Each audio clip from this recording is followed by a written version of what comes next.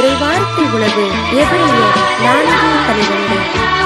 கடவுளின் வார்த்தை உயிருள்ளது, ஆற்றல் வாய்ந்தது, இரு பக்கமும் வெட்டக்கூடிய எந்த வாளிலும் கூர்மையானது, ஆன்மாவையும் ஆவியையும் பிரிக்கும் அளவுக்கு குத்தி ஊடுருவுகிறது, எலும்பு மூட்டையையும் மச்சையையும் அவ்வாறே ஊடுருவுகிறது, உள்ளத்தின் சிந்தனைகளையும் நோக்கங்களையும் சீர்தூக்கி பார்க்கிறது.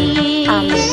இயேசுவில் பிரியமானவர்களே, இன்றைக்கான இறைவார்த்தையின் மூலம் ஆண்டவருடைய வார்த்தைகள் எப்படிப்பட்டது என்று நமக்கு கற்றுத் தருகின்றார். இந்த கற்றலின்படி ஆண்டவருடைய இறை வார்த்தைகளை ஆன்மீக உணவாக எடுத்துக்கொள்வோம். அந்த வார்த்தைகள் நம்மை நலமுடன் வாழ செய்யும்.